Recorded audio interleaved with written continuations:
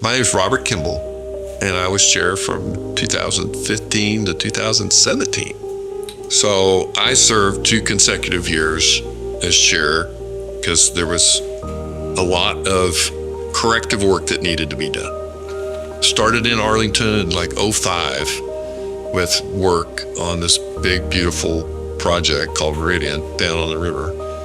And Jeff Williams from Graham had recruited me to become a chamber member and suggested that I get involved in leadership. And so I said, sure, I'll do that. And they put me as finance chair first. And I'm a banker. And so I got involved in the finance committee and, started looking at all the financial information. And it was really complicated. And for me, that's very interesting. So the more I was digging, the more concerned I got. And at the time, the chamber, through one of the president of the chamber at the time, that was an employee, had decided to really take the chamber in the direction of federal government contracts and things with the university that are really not typical of the chamber. And it didn't work out well. And I think maybe that individual was probably uncomfortable sharing the news that maybe it wasn't working well. And so the chamber at that time was unbeknownst to the leadership, because there wasn't a lot of transparency from the president. The people just didn't know.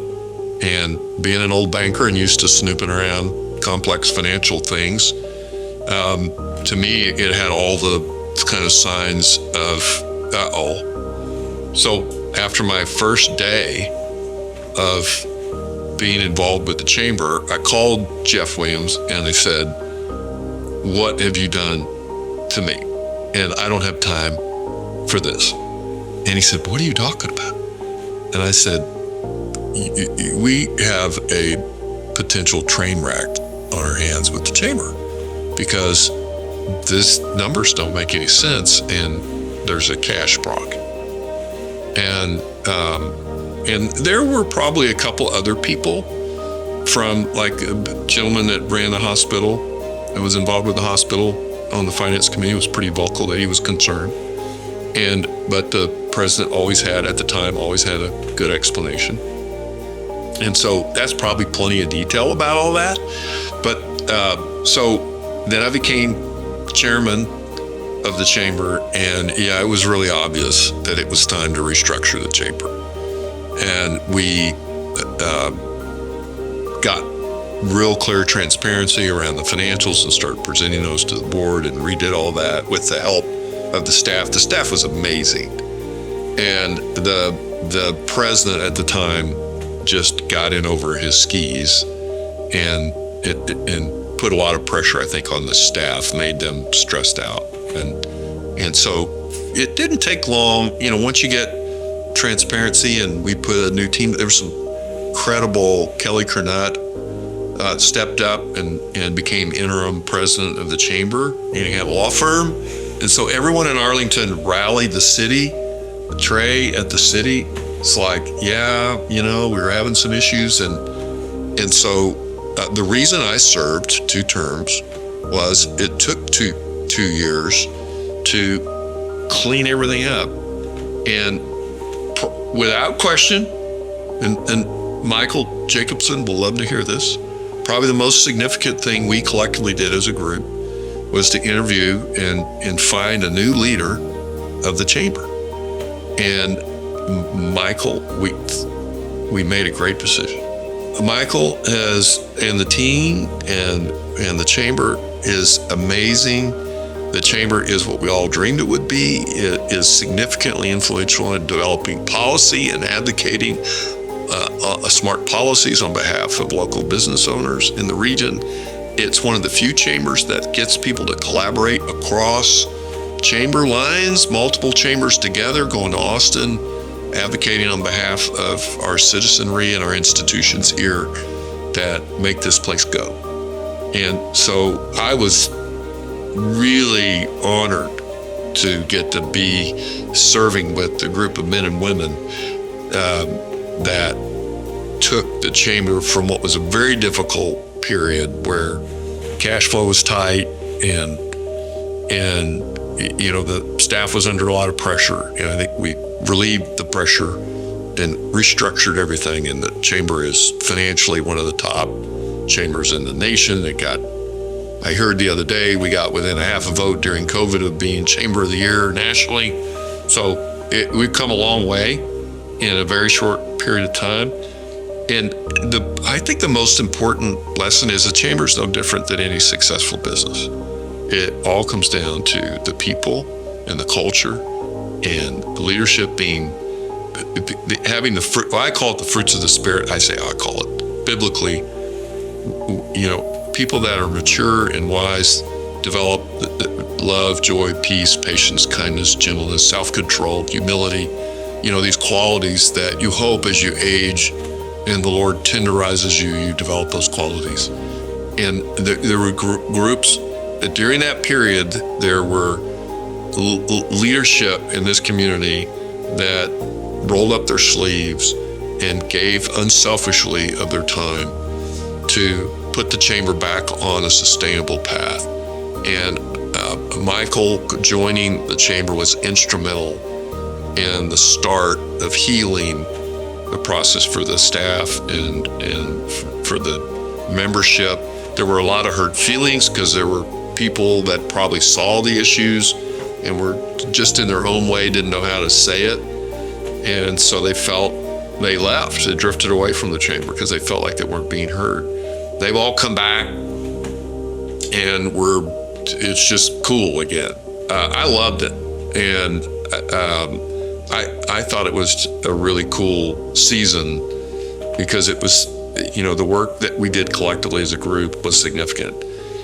And I will tell you, without Larry Fowler and Kelly Cronut and Carl Cravens and, the Steve Zimmer, the people that gave unselfishly of their time and were sad and frustrated and emotional about how did we get here, and for it to be so good now was pretty remarkable. And so that was a hard time, but it was at the same time it was just awesome to get to know everybody. You get to know people really well when you go through what we went through together, and to see it come out the other side and be so, that the foundation is so solid now is very rewarding for me.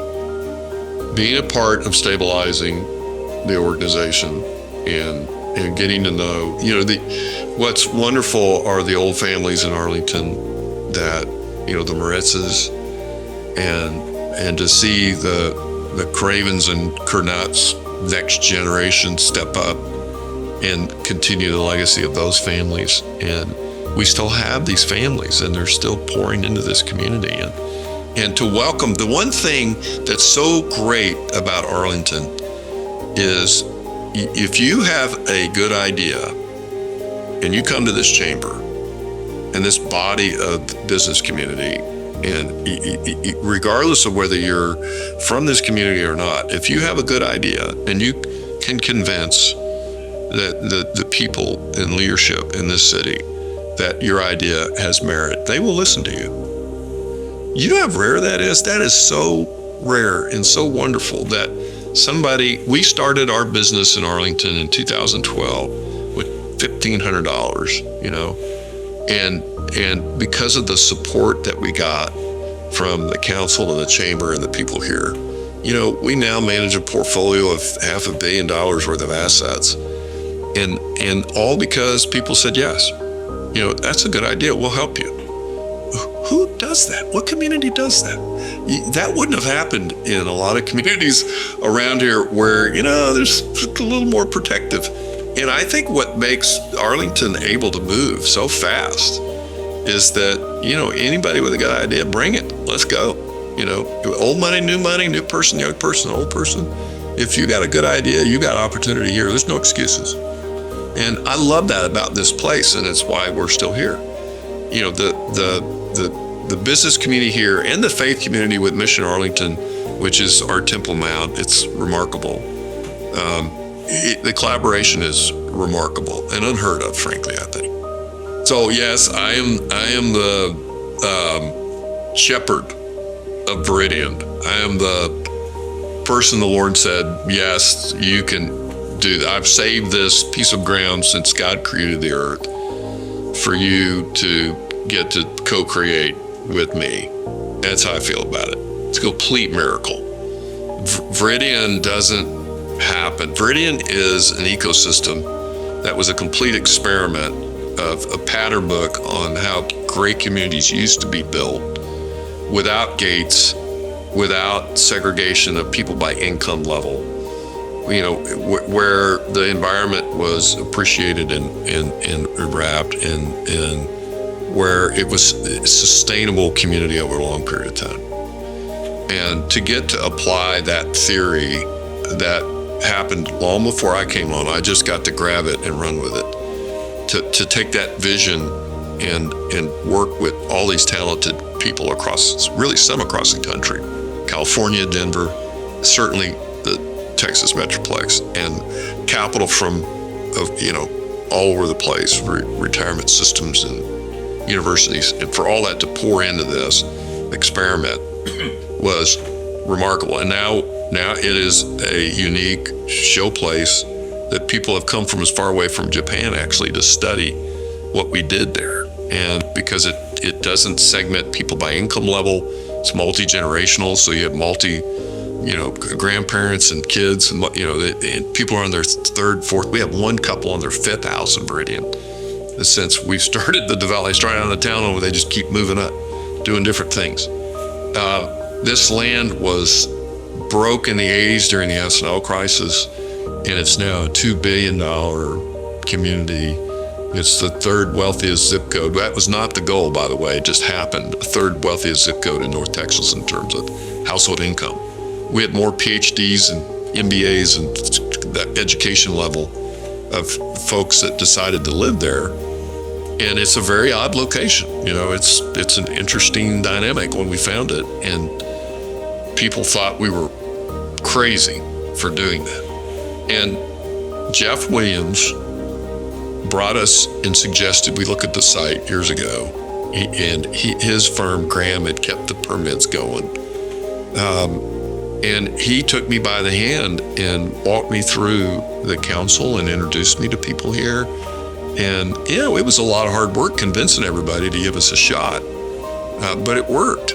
And oh my gosh, it went from generating $300,000 a year in taxes to all our jurisdictions to it's going to generate annually $60-70 million a year to help support our schools and our hospitals and our college districts and the city and the county. And oh, by the way, those people have a world-class environment to raise their families. And to have got to do that and shepherd that. Now, keep in mind, it takes a whole lot of talent and people. And I just got to be the guy in front of that group to kind of clear the way to give them an opportunity to try all the things they've always wanted to try. And it worked. And not only did it work, it exceeded everybody's expectations. The only regret I have about Viridian is we didn't do more accessory dwelling units so that we could always have an affordable rental component in the community. And in the future, that would be something I would love to do differently so that we can always create a gateway for someone to get in. And it works so well that it's in such high demand and it's such scarcity now that it's almost over, that the pricing just keeps going up because there's way more people that want in there than there's spots. And so how do you deal with success in a way, City of Arlington and Tarrant County and Judge Whitley, Glenn Whitley and Roy Brooks and Commissioner Fickus, and we just had a host of people that Andy Wynn. I mean, they were all like, go Bob. And once it started working, then it was really fun because I'd go back and report and they're just shaking their head going, there's no way this should be working. So I'm like, yes, can we increase the turd so I can do more public infrastructure for you? And they're like, yes, here.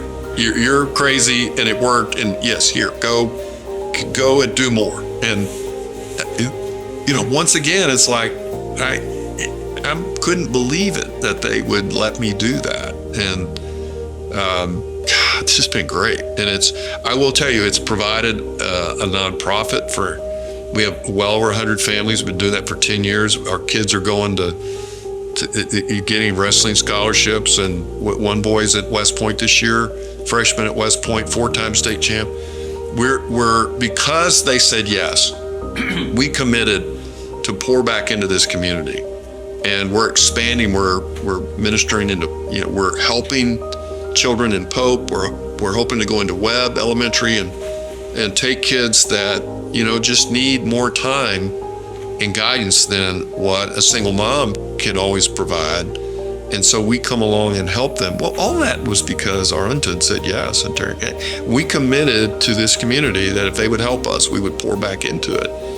And that's, we've been at it now, 13 years, and it's crazy. And we're growing, we're dreaming about bringing in a new couple. And interesting thing, when I first came to Dallas in 1990 from Houston, I got out of college in 86, and I came to Dallas. I got introduced to my wife on a blind date, and that blind date was at the original Ranger Stadium, and I had no idea what Arlington, Texas was, but I think the Lord knew. And so my life is centered in Arlington, Texas, and will be, for God willing, for the rest of and I hope it's a long period of time. But I started really my life when you pick your mate and commit your life to the Lord. Those are the two big decisions you'll ever make in life. And that was right here in Arlington at Ranger Stadium when that all started. And then I met in 2012. We moved our company here. And then we met Tilly, and we started our ministry with them at Mission Arlington. And, it's just crazy what's happened in my life because of this community, and I'm very grateful. I don't want to let anybody down that was instrumental in helping me, right? Those are huge debts, and not so much a debt, it's just the loyalty. And that's the way I was raised. My dad treated people great. It didn't matter what your station in life was. Frankly, he was probably better to the lower your station in life, the more they liked you, because that's where he grew up. He didn't. So when it was clear that the chamber was an important thing to this community, and you're on the hot seat when you go into leadership and there's issues, and we had to fix it. So it's just not. Failure's not an option, right? And it's not the smartest that win. It's those that are just willing to roll up their sleeves and come to work every day. And if you can combine a whole lot of talented people with that mindset, you can get through all the cycles that you're going to go through. But it's all about really persistence. And so yes, I wouldn't let Trey down. He's at the city. He needed the chamber to be successful because they owed him money, and the university, they wanted us to be. We owed. They actually helped us because they bought some property from us that helped shore us up financially. So everybody wanted to help because the chamber's an important part of the community. So absolutely, when the community is really involved in trying to help each other, those people that are legitimately have core values centered around the things that the chamber represents, you would expect them to behave that way, right? And so I don't think there's anything magical about it. I just think it's, look, you either are or you aren't. And if you're who you say you are and you represent the values that this chamber represents, then you're going to do your part. And what choice did we have? We had to do it. When I look at the history of the United States and Texas, and Bird's Fort Treaty was signed right there in Viridian, Viridian developed around where the Bird's Fort Treaty was signed. Let's get the order right. That was significant. That was the birthplace of North Texas when Texas was a republic. So this is an important area historically. And you think about, you go through the 60s. One of the things I'm proud of we did at the Chamber too while we were here is there was an effort to how do we get more inclusive? How do we create more opportunities to grow minority businesses that it's just harder. When you've had generational wealth, there were some things that we didn't get done that I really wanted to do legislatively. But one of the things we did at the Chamber is we supported a resolution to ask the city on contracts with the city, hey, can we raise the goal of trying to get more of our small contractors who, historically maybe didn't have the same opportunities because the culture in the United States was different then. And this, during that period of time too, while we were rebuilding the Chamber, there was a real willingness to grow that aspect of, how do we, and D. Jennings, God rest his soul, what a great guy, the Chamber in Fort Worth, that guy is amazing. And he took me under his wing when I was chairman of the Arlington Chamber. And it's sweet man, he gave me stuff to read, and he was trying to educate me, and I was a complete idiot over all that history. I didn't grow up in that, right? And so the Arlington and Fort Worth have Tarrant County have great history that should be celebrated. Not all of it's pretty, but it should still be. That's how we got here, right? And so that other aspect of that time period, when I was chairman and all this chaos was going on, there was still a thought about, hey, how do we continue to grow even our minority businesses that were here? What can we do to help get them more opportunity?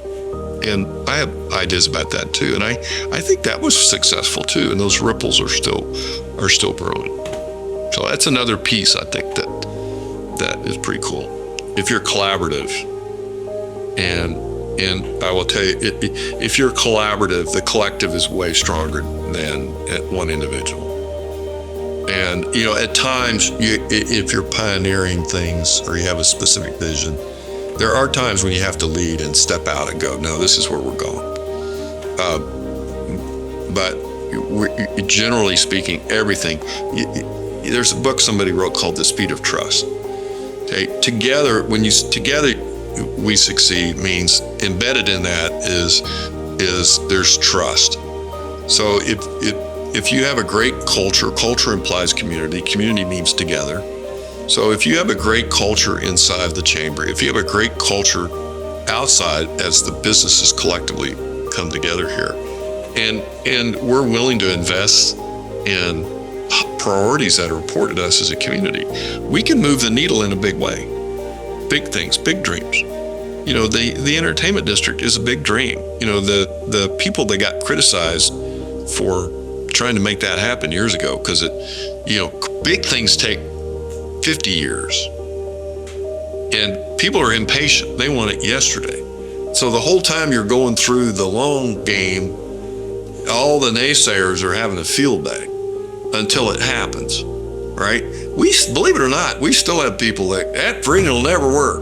We're almost done, guys. It's $2 billion. They're still around out there. So together we succeed means, hey, we band together, Buffalo culture, we turn into the storm together, and we're able to get through the storm together.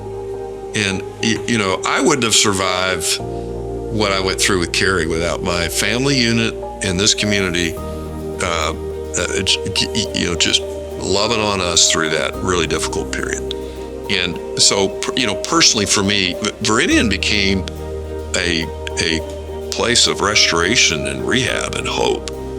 And because, we were able to get Carrie on recumbent, get out there. So there's so many examples of together we succeed. And it really means, we want to build great communities. The Chamber, the government, their responsibility is to build a community where people can grow.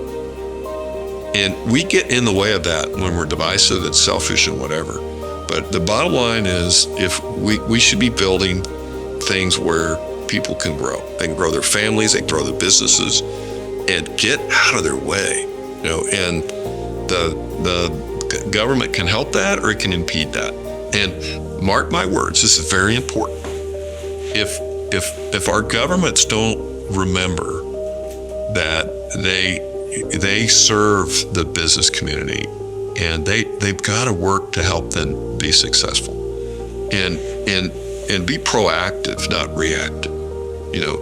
We need to invest and recruit what we want. If we want quality, we need to co-invest. So together, right?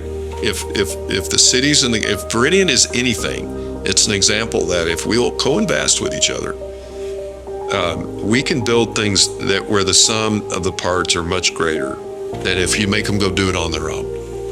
You make a developer or a business owner just go do it on his own all the time. We're never going to get the same result as if we co-invest. And you know what? You're going to make mistakes sometimes. Some things are going to fail. If you're not failing, you're not trying. So let's don't be afraid to fail, because the successes will be so big they'll cover up the failures. And the naysayers will love to pick on the failures, but if you're not failing, you're not trying. So our cities, collectively, we've got to try things. And when we get beat up because it didn't work great, then fine, move on. But the winners are going to be so big, they're worth it, like Viridian, the entertainment district, the University of Texas. These are all winners. DFW Airport, great story about that back in the day. Big win because, Ray Hutchison figured out how to make that happen. Those are the little pioneer guys that don't give up, and they just keep their nose to the grindstone. But they can't do it without a whole team of people. And that's the chamber offers that to people to collaborate, and together they can be successful. I just am so grateful for this community.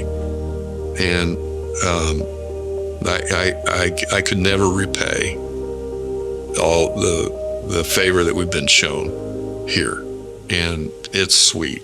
And so I hope for however long the Lord gives me on this planet that I get to demonstrate that gratitude for the balance of the time I'm here. So thank you.